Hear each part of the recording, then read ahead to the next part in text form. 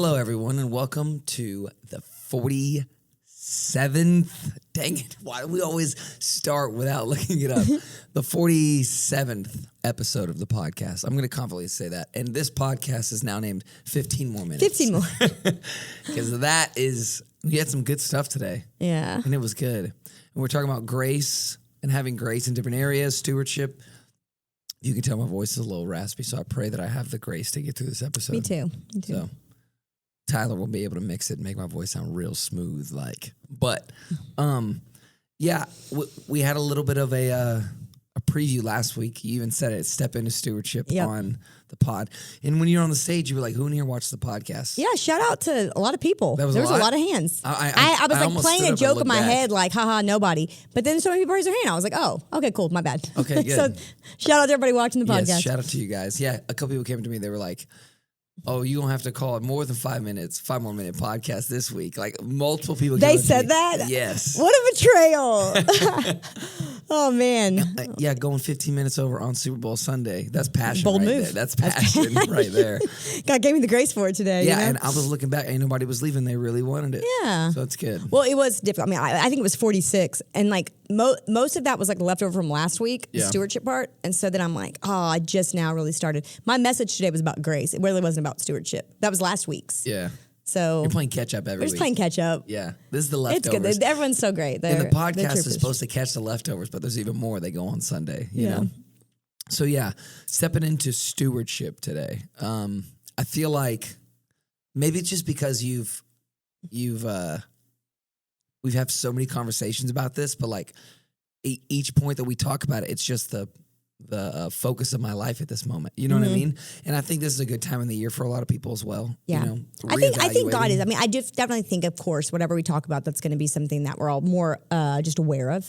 But it does really seem like so many people right now, this is like the message of the season. Like God's behind this message. Yeah. I had a few conversations after church today, and every one of them were, it's crazy. It feels like every time you're speaking, it's exactly what I'm thinking about or going through. And I'm like, yeah, that's how the Holy Spirit works. Well, it's got to be good. I can give one message, but it's actually so many because each one of us are in our own conversation with the Lord. Speaks to you differently, you know, and that's got to feel good for you confirmation-wise. You're like, oh, thank God I didn't make that up. Yeah. You know? Well, normally, I mean, it's just like, this is what I'm going through. Like, hopefully it's connecting. But the Holy Spirit relates it to everybody because that's who He is. He is the relational God. And He doesn't want somebody coming to church and wasting their time. Yep. He has got something for everybody that walks in today, and He's preaching a message. It doesn't matter who's up there. Yep. He's the one. He's the preaching. Absolutely. He's cooking. He's cooking. He is always cooking. And we just got our plates right there ready. Yeah. That's good. So I feel like a lot of the posture that we've been taking these past couple of messages has been like, wait on what God, has for you. Don't make any plans. Remember before you make any plans? I think it was first one. First one, right? But, you kind of open up this message talking about how we have work to do. Because there's these two different things. If you want to unpack this idea of, contributors versus consumers. What does that look like for us? Yeah. I think we have Pastor James used to always talk about just the consumer. Like that's just like so big into like our culture. Yeah. Like it's almost like even as like American, like what define Americans, it's like consumption almost. It was interesting actually. James and I were driving home last night and we were talking about like if we were to say like what is America, like when we were originally founded, what is it we believed in, like what could you say? And we were talking about just, a lot of it, in America was original to conception. It was really built around a lot of duty, the duty that we had to our family and the duty we had for freedom, the duty that we had. And everybody was kind of coming to America very sacrificially. They weren't really coming here to consume. There was actually nothing here. They were actually putting themselves in a kind of a sacrificial position so that the next people would have the opportunity to be free because they really weren't. Like they didn't have it yet. They were going to have to fight for freedom. Right. And so I'm not trying to get political here. I know everything's so political nowadays, but really just the idea, I mean, with duty and like being able to steward and take care of things and steward your family. And like, that's really what it meant to be an American, that we were coming over here to like handle like ourselves and start over and really like honor God and do this thing. And just over time, I think, we talk a lot about just as society's gotten easier, it's not actually gotten better. It just kind of puts us in a lot more of a consumer mode. And nowadays it's so easy to consume. I mean, really our phones in itself, you can just grab it and you can just begin consuming. What do you want to consume? Content, videos, there's so much out there to consume. So we without really auditing ourselves. And what was the scripture we were using? To examine yourselves out of Galatians. Without us examining ourselves, it's not even like triggering that maybe sometimes we're living our Christian walk in a consuming mentality too. When we come to church, are we taking to consume or are we taking to contribute, coming to contribute? I've been reading through Exodus and it keeps saying about the priesthood. It says that the priests were designed to minister unto the Lord, minister unto the Lord. And it's so funny because sometimes as Christians, we think that it's all about us. And it's like, no, we were actually designed to contribute to the Lord, to contribute to the kingdom. And it's more fulfilling, but we're not fulfilled because we're not actually doing that as much as maybe we think we are. Absolutely. It's crazy that you're saying that because even before service, I was having a conversation with somebody and it was along the lines of the posture that you take walking into the church building. You know, like I think there's a lot of things in our lives and a lot of industries and things like that where we are walking in going, all right, what are you doing for me? You know, what are you going to do for me when I walk in here? But a lot of times, you know, when we should walk into church, it should cost us something. Real worship should cost you something. Sacrifice, which is the root word of all of this, you know, way back in the day, Old Testament, that used to cost you your best. You know, you'd bring your best to God, right? And so what does that look like for us nowadays? And I think I watched this video and it was like, you know, the church, our world being so built on being convenience, like for us and things are convenience for what we're doing. But like the church will be a place where it actually requires sacrifice. And since, you know, church is always countercultural, it's like that'll be attractive. Now, right now, it may not seem attractive because things are becoming so convenient to us. But there will come a day where someone's like, you know, it's kind of like the AI stuff. Like it's like, oh, AI can personalize and make all this different art. Like pretty soon what becomes valuable actually isn't the personalization, it's the originality out of something else, you know? So same thing, I would say like what's going to become the common thing is the convenience, right? It's not the sought after thing, the sacrifice, that'll be There's already trends like that in this generation. Like they were doing like a study on just like food prep and things like that and how even like this generation coming up, they love to like make their own coffee, paperback books that you have to actually highlight in and things like those things are all like going back up. Doing it the long way. The craft of the long way. Because there's a benefit to it. And the things you sacrifice the most for are the things you'll enjoy the most, which is, it's crazy, but that's really true. And we were joking a lot today in the message about our kids. About kids, Because I mean, when you start having kids, you sacrifice for your kids like crazy. But that's actually where the fulfillment is. I mean, this weekend we went up to College Station. Aspen plays volleyball. And, you know, you're just spending like dumb money. I think going into those tournaments, it's expensive. You got hotel fees. Like, I'm not getting new shoes. I'm not getting nothing for me. It's just pouring out money. I'm sitting on a bleacher. It's cold all day long. She's playing game after game after. Your back's in the bleachers. Your back's hurting. It's just, and James and I, we ended up there really late last night. We drove home. We got home pretty late last night. We're staying there. And we're like, man, today was a great day. It's like, what happened? Like nothing. We ate horrible food, sit in bleachers. We were cold and tired.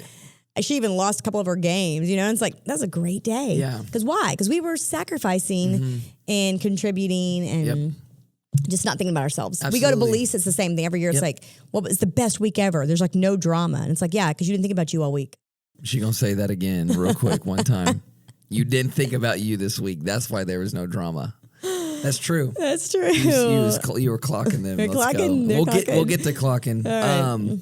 But yes, we were, looking at frustration being an indicator of not being able to steward well. You know, like what you just said. You'll find enjoyment in the things that you sacrifice for. Well, you'll find frustration in the things that most likely you're not stewarding well. Yeah, and it really is. I mean, you can feel the resentment. You'll start resenting things. Sometimes, like I said, sometimes it's relationships that we're in.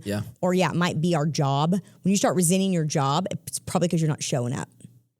Right. Because when you show up for things and you put your best foot forward, you reap what you sow. And when you start reaping, you're like, man, actually, it's the same thing. I mean, you can have a car you've been driving for 2 or 3 years. You take it and you start washing it. You like fix it up. You're like, man, I love this car. Like, you didn't love it last week. Yeah. It's because you weren't stewarding it. Yeah. No, yeah, that's funny that you say that because a lot of times, when you want to get a new car, you got to sell your old one. Yeah. So you got to invest in that old car first to get it sellable. Yeah. And then you're like, well, I like this. And then you go, hold up, wait a minute. There's like a show called like Love It or List It. Yeah. And like you hate your home and you're going to move out. So the realtor comes in or the person that's going to fix your home up. And the fixing upper like does everything they can to like take care of it. How should it be? You didn't like this wall? Let's take it down. And then by the end of the show, I think it's almost every time people are like, never mind, we love it. The realtor's like, dang it, we were going to list it. But it's because you hadn't been stewarding it. And when you do, you fall in love through stewardship. Yep. You really do. And you love your garden and you love the things that God's called you to. What does Pastor James always say? He always says about the grass is greener. The grass is green where you water it. You water it. There's so many Pastor James-isms. We could make. I'm like, which one? Yeah. What's funny too is that like I don't know if like half of them he'll make and the other half he'll like blend them just with another edit, one. Yeah, and then other ones are just like, no, that was from like a movie. And you're like, he watches a lot of movies, so I think there's a lot of like in the queue for that as well. Yes. I don't know the difference. I just quote them all. And we were laughing yesterday because sometimes I'll quote him from stage, but sometimes I'm quoting the book of James. So I'll go, James says, and then I'm like, oh, just to clarify. Yeah, there's a difference. Not the Bible. No, not that guy. Not Jesus' brother. Yeah, because if you quote James, from the Bible, it'll be good. If you quote James Pitkin, it will be good, but it also might be like a Transformers quote or something. Right. Well, it might not give credit to Jesus' brother for that one. Tyler just perked up because Transformers is... Someone said Transformers? Yes. Optimus Prime might have some of the greatest biblical principles. You know what? Parenting Tyler, I would do that. I would like listen to Optimus Prime quotes and be like, Optimus says. Wow. Wow. And even if it wasn't Optimus, I would like give. Yeah. We have this reoccurring joke that we always have because I guess it's Uncle Ben on Spider-Man. Right. To great power comes with great responsibility. But when he was little, like if Optimus said it, it meant more. So I was like, Optimus says. And he'd be like, that was not Optimus. I'm like, yeah, no, I think it was. Optimus says clean your room, buddy. Yeah, Optimus says, if you do that, honor your father and mother. That sounds like Optimus too. That's it. So Optimus says steward. Yeah, that's clearly what he says. Yeah, when it comes to stewarding, and that frustration that you can find when you're not stewarding something well, whether that is your job, your relationships, your finances. I think we find in our finances a lot. That's the easy one. Yeah. Oh man, I'm really not liking what I'm doing. Okay, well, what are you doing to change it? Right. Or are you just looking for something else?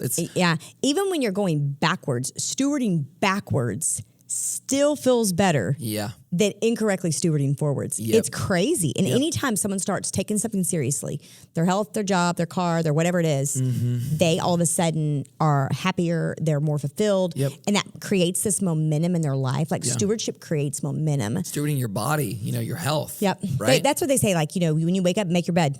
Because you wake up and you steward your environment immediately. And then that momentum, you're like, oh, that felt good. Yep. And then you just keep going and you go follow that pattern throughout the day of stewardship. Yeah, absolutely. And if you're not careful, you'll avoid that, right? Yep. You'll because it's the lie. The lie's like the less I do, the happier I am. Yeah, it's so funny. Like there's been, I think some people can relate. Hopefully I'm not the only one, but like there's sometimes that I will not open my banking app. You know what I mean? I won't open it. Grown up I do that with school. the scale. I'm like, I ain't getting on. Yeah, I'm not getting on the scale. I'm not getting on the scale. I know I've been bad. I'm not opening up the banking app. You know what I mean? I'm not gonna, I'm gonna walk past right past that person in the lobby on Sunday morning at church because I ain't stewarding that relationship. Yeah. You know what I'm saying? We pick and choose where you are because you're one of these. Yeah. Are you not stewarding your relationship? Like I said, your finances, your health. Whatever it is, like that's that avoiding, right? Yep. And then there's that tolerating piece. Yeah. Well, it's not the same as avoiding. Yeah. I think we do tolerate with relationships a lot. Not like I show up for them. Like, I'm in the do ya. Right. Right.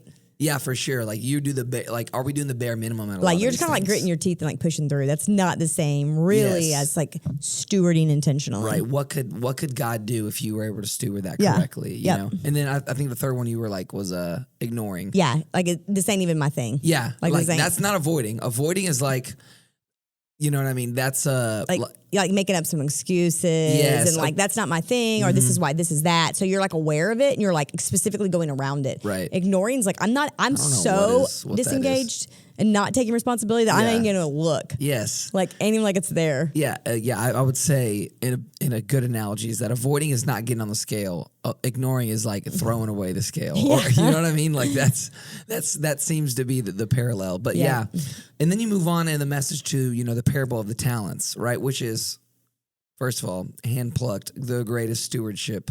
Yeah. You know what I mean? Like piece in the Bible that you really could use, and you can use people's lives in the Bible. Yeah. You can use what people steward. Like I know we talk about Joseph a lot in this season or in the seasons of his life because of all the different things that he was stewarding, right?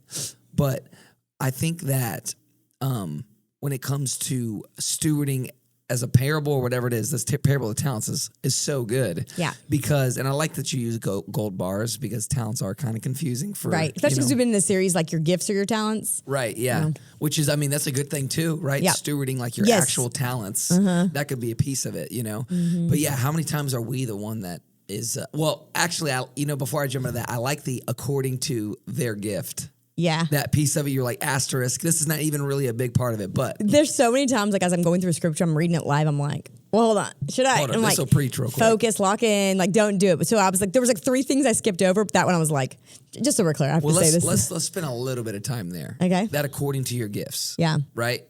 According to your abilities. To your abilities, right? So someone might go, well, God made me this way, right? Like God made the one who only had one, only have that many, only have those abilities. This one, like, what would you say to somebody who said that? I think it has to do, like, God's not trying to get you, like, to hang yourself. Yeah. He's not going to give you, like, he wants to give you enough rope to lead, not to hang yourself. Yeah. And so if you haven't been showing proper stewardship in your area, why would God give you more? To whom much is given, much is required. Right. And if you're already not meeting the requirement with the little you do have, to whom has more, much more will be given. Yeah. And so, I think we all can start out with a low ability rate that we're children. That's how we start, right. As a parent. It's like a muscle. Yeah. And as a parent, I don't give responsibility beyond what you're actually capable of and what you've already proven. Yeah. You give more after you've kind of proven. And in our world, we want to like get it before we prove ourselves. Yeah. Denver, she's 15. She doesn't have a driver's license. She doesn't have a job, and she doesn't have no money. And she's like, "Hey, I found this car. Can we buy it?" And I'm like, "You don't even have a driver's license." And she's like, "I know, but hear me out. I'll get the car, and then I'll So then I can drive. And to I was a like, job. and then this is where like my mom pastor gets to come in. I'm like, well, Denver, I just don't spiritually feel good about that because the Bible talks about being fruitful and then multiplying, and you're asking me to multiply before there's fruit, and so I just feel a conviction in my heart. And she's like, "Here we go." She responds well to that, or? And it like shut her down because it was like a good argument. Well, it's the Bible, so and she's like, "Well, it's really true." I'm like, "Right, so we can't do that." It's a law of sowing and reaping, and you're trying to reap before you've sown, and that's just not really. Yeah. So it worked out, and we're working through that. But according to Denver's abilities in driving, then she will be gifted. Right now, does she know how to drive? Right. That's a good question for you. Some of y'all are asking for a car, but you don't even know how to drive. Yeah. Write that down, somebody. Because that's true that it's according to our gifts and abilities. Are we asking something for God? It kind of plays on the face without works is dead as well. Like, what's our part? Are we doing our part? Right. Because we might just be asking for God for a gimme, and he's like, you're not even like stewarding. And if I think that's one of the areas like we get into with that frustration because we're really not stewarding well. And then I see you getting something that I think I deserve. So now I'm more frustrated trying to exit this season. And if we would actually realize our frustration isn't because I'm not getting what he deserves. My frustration is because I'm not earning what he deserves. Yeah. And when I begin to earn it and I begin to take care of it and I begin to step into duty, step into my responsibilities, that's really where freedom lives. Not in denial, but in duty. Yeah. And that's where we got to live as individuals, but also in the body of Christ. Yeah, we all want to be the guy who doubles. Dave was very practical. I mean, there was definitely a spiritual application to it, but that's just life. No, that's true. God, for God, there's not spiritual and natural. Yeah, it's all the same to Him. Right. And so these designs that He's given for life that we sometimes use, like, okay, well, good Christians are going to like X, Y, and Z to be successful. It's like, no, humans. Yes. Humans need to steward and take care of their duties, and they will have a better life. Yeah, absolutely. This spiritual habit that you're doing takes you into the natural. Yeah. It plays everywhere. It doesn't just go, I'm here inside of my body, and then what I do, whatever, is different. God wrote all the rules, so they're going to work either way. Yeah. So we all want to be that guy who stewards and doubles it, that guy who doubles it. We'd love to be that. But I also like how it kind of talked about in in that script or in that passage right there, it talked about the one or the other. You're not sitting on, you're either faithful or you're wicked. It's like wicked and lazy. Yeah. I just think that that's interesting that like, if you're not stewarding, you are wicked. And you're like, it's pretty black and white right there. Yeah, it's you tough. know what I mean? So I think that's interesting. I was going to try to like water it down. I'm like, I can't. This doesn't work for her. Yeah, it's like and normally I try to like soften the blow and I'm like, I don't know. It says you're wicked. Yeah, you normally will do like well, listen, y'all, like I know it's not it's wicked, but like we may be wicked for seasons, but you know what I mean? But it's like I just can't. It really only gives you two options. You're either faithful or wicked. There really wasn't neutral. And wicked doesn't mean you were messing up. Wicked means you weren't actually taking care of it. Mm-hmm. Yeah, that's pretty bad. And I think that, defining... That wasn't to condemn, though. That was to convict. Oh, okay. Okay. That's good. Just to be clear. Yeah, just to be clear.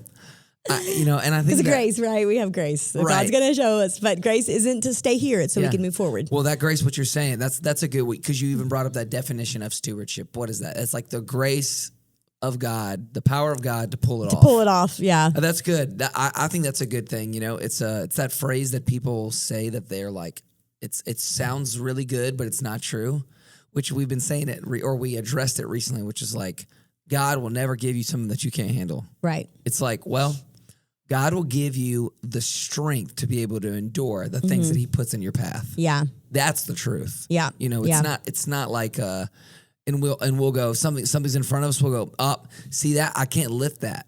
Like, so that's not from God. I got to go around it. It's like, no, God's asking you to partner with him so that he can give you the power to lift that and keep going forward and not avoid it and not ignore it and whatever, So that stewardship, and I also think what's a good part we can kind of lean into is that stewardship versus maintenance, right?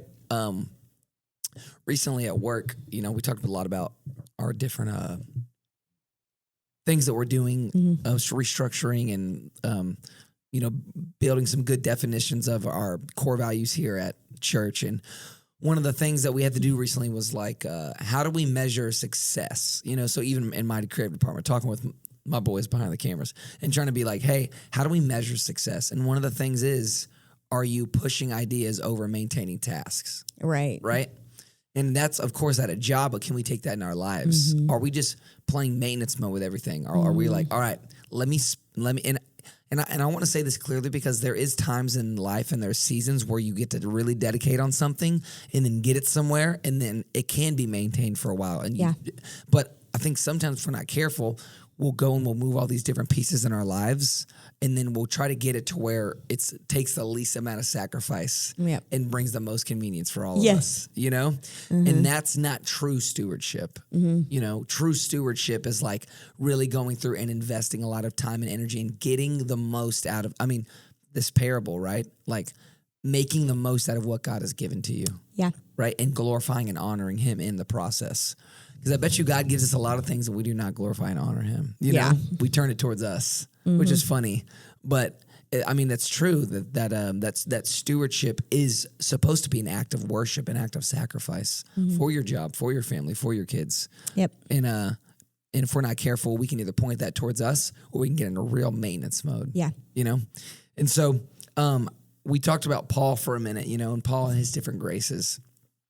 So Paul's, and I loved how you were like, Paul was like, I have a grace for this in this season. He's like, bro's moving to different prisons. Yeah. You know what I mean? And it's true. It's like, but that outlook of like he has them in this season and God's doing this. And I think that's a good point to say. It may not look what you think it looks like, Yeah, it's so funny. He was going from prison. He was on house arrest for a bit. And so he's saying things like, no matter where I go, everything, my grace is going to abound. Like that was his flex. That no matter how bad it was, like I'm cooking. Right. Like, and that's, not our normal, when we go through tough seasons, we're like, oh, God's I'm in a waiting season. We begin to take this really negative approach. Yeah. His flex was like, even in the crisis, he's still cooking because the Holy Spirit's grace to do that. Yeah. He's like, you put me in jail, I'm just writing more letters. Yeah. Because my grace abounded. Like it was such like a flex that we would never even use because we only look at the mountaintop as the place of God being faithful to us. And it's like, no, that valley season, going through the hard things and grace still showing up and you getting through and coming out alive, you're going to be prouder. If you'll get through it, those are the moments that are going to matter the most. Right. I was talking to somebody this morning. I was like, man, everybody like experiencing God is so important. Learning to trust him. And when you trust God and he comes through, there's nothing like him showing up like that. Yeah. But like so many of us miss the opportunity to trust God because we don't want to give the opportunity to trust God. And when we do, that's really when he shows up. So Paul's going like, man, yeah, I keep going from thing to thing and my grace is abounding and it's the best it can be. Yeah. And that was the flex, is that no matter how hard it gets, I'm getting better. Yeah. I'm stewarding so well that even in like a bad season, in our tough, difficult time, I'm coming out better. That's multiplication. My spirit is multiplying.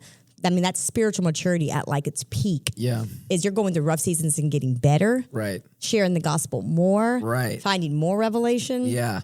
Yeah. I think it's interesting, to put ourselves in the position of somebody with grace, because I even think that what you shared isn't a new idea, but it might be a new outlook and a perspective of like grace in seasons. You shared that story about your personal life about like, you being in all. I'm the one. I'm the multitasker. I'm spinning plates. I'm doing all these things, and then like, bam! All of a sudden, I don't got it. Yeah. And I feel like I'm a lesser version of myself in this area. Right. But like that might actually be, God trying to close the door because you won't get out of there. Yep. And it's really funny. I didn't have time to share it, but I've almost swung back now. Yeah. Like 2076, I wake up and I'm like, oh my gosh, I have all this vision, all these creative solutions. Right. I'm like, what is this?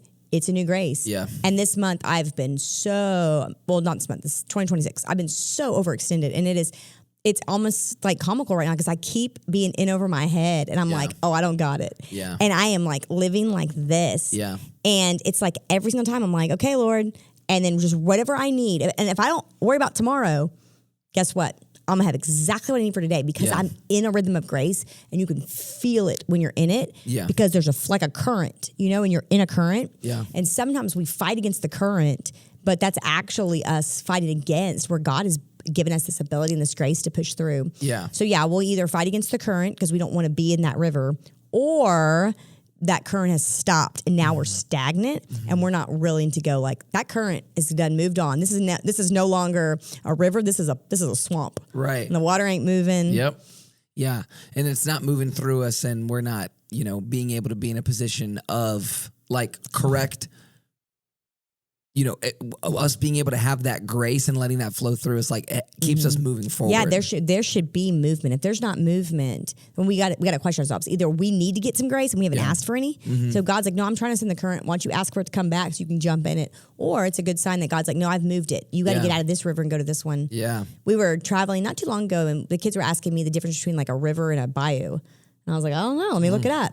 And rivers actually are coming. They usually flow like north to south, and they're transferring. They're always steady flowing, and they're bringing water down to like a new source, and they're flowing.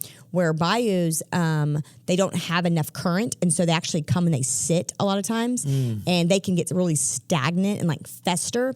And Houston, they Buffalo will, and so they'll like create. There's not a strong current, and they're usually the water's really dirty, right? And it has a lot of bacteria in it because it's not flowing, and that's kind of how our life can be spiritually. We prefer that spiritually, and instead we're getting really stagnant. You can trick yourself in telling yourself that a bayou is a river. Right. That's what I did on my property. Like we got that lane. It's got that little bitty nasty. It's a ditch, and I'm like, oh, it's a creek, y'all. Yeah, and James like that's not a creek. I'll give you creek over river. He's like, that is a drainage ditch. I'm like, I ain't having this. No, it's beautiful. It's river. beautiful. Yeah, we can do that to ourselves. Yeah.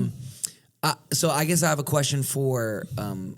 Because we talk about grace, having grace for seasons, having grace for things that we're doing, having grace being removed from seasons that we need to move out of, right? What happens if you're a person that wants to do something, that really, really, really wants to have an area, or conquer this area, fill in the blank, but you have zero grace for it? Well, I mean, we talked a little bit last week about permission assignments. There's going to be times that maybe we have permission assignment, but you'll have some type of grace. You'll have the grace of the skill set, the burden, but sometimes like that thing of like when God puts something in you that you really want to do, it might just be something that's preparing you for something to come yet. But leaning into grace is so important. And I think we do this with so many areas. We almost like, we hear what we want to hear. Yeah. So I've had this conversation with a few people in my life about like when your grace runs out, it's time to go. Yeah. And but sometimes I'm watching people that want to go be like, oh, my grace done run out. Like, no, so a lot of times, I mean, this isn't like, I wouldn't say 100% accurate, but a lot of the times, if you want to know what God's asking you to do, it's the opposite of what you want to do. So if you feel like you want to let go, you probably need to pray for the grace to stay. Right. And if you feel like you want to stay and not let go, that's probably a good indicator that the grace is moving on and you're about to have to let go. And it's kind of the opposite of what we normally want. And I think that's been pretty true for my life with the Lord. It's like every time I like fight my way in or out of a season, and I'm like, all right. And then I finally am like, okay, I'm liking this. This is feeling good. And God's like, nope, time to do the next thing. Yeah. And it's kind of like even that going into this year, I'm like, okay, I'm not admin anymore. I'm on the mountaintop. I'm alone. Talk to no one. Be in the quiet. Seek the Lord. And he's like, we're back in mode. It's all these people that are needing me, answer lots of questions. And and it just, the season always changes. Yeah. So I think it's hard to go like, well, if you don't have the grace for it, it's like, well, do you want the grace for it? You know, because it's almost, that's a lot of times it's opposite. I love that quote that Moses, the Bible scripture of Moses being like, Lord, I don't want to go in the promised land if it's not without you. Yeah. You know? And that's for us, right? Different versions of our promised land. I don't want to go nowhere that has grace isn't carrying me. Exactly. I want that cloud or that pillar of fire to be with me the whole time. Because if it's not, and I see it's behind me, I'm about to turn back. Yeah. And I guarantee you, if you're doing something you don't want to do with grace, it will be the funnest experience of your life. Because when you've got the grace of God and you're in his current, it's that heavenly adventure. He just it's makes like, it happen. Oh my God, I can't believe this is working, or this is happening, or even things that you don't like. You'll have a joy to show up, and you're like, man, like what is this? And that because God wants our lives to be enjoyable. It wasn't supposed to be torture. It was supposed to be fun. It was going to be stewardship. It was going to be duty, but it was going to be doing it with Him. Life and life more abundantly. You know? Yep. We're supposed to tend. Yep. And tend, I would say, is probably another word for steward. You know, tending that garden. I'm not a gardener, so I don't know. I mean, you got a couple. I've retired. You have a turquoise thumb. I wouldn't say it's all the way green or anything, but I wouldn't say it's even turquoise. We've had to quit, but it's fine. That's another message series. Yeah, we'll talk about that. Sometimes you got to quit. No, that's good. But I think tending. You know, it's what you said last week. Tending your garden. We've been posting a message clip on social about that, because that really hits with people. Yeah. You know, being able to tend where you are, your family. You know, we always bring it back right to the family. Why? Because a lot of us are in that. Yeah. A lot of us are, in. Either we got family, we're the recipient, we're the child. We need to tend the relationship up. We need to tend a relationship with our significant others. We need to tend a relationship with our children. We're supposed to tend and steward those relationships. Yep. And that's easy, but take it wherever you want in your life, because stewardship is everywhere if you look for it. Yep. You know, and the grace that God has for you is also there if you look for it, and if it ain't there, get out. Yep. You know? Yep. So I thought it was a great message. You know, I'm excited for you want to give a little bit of a sneak peek for next week, or? Next week we're coming back from Belize, so I'm not sure what that's going to look like yet. We might do some testimonies, some things. Curious what God does in people's lives. It's always great to hear. We got to do a pod. That'll be a fun podcast. Yeah, Belize pod will be Belize good. pod. So I'm happy. I'm excited. I think where we're going with Belize is a result of where we've been building up, you know, just because everyone's going to be able to steward the moment and the environments that they're in. They're going to know their responsibility, their role, you know, go ahead. Everyone real quick, if you're going to Belize, which we're going tomorrow, go and we got so many hours, go watch all these sermons, because guess what? It's going to be able to build up for what you got going on. So thanks for sitting down with us, Pastor Steph. I hope you guys enjoyed, and we'll see y'all next week.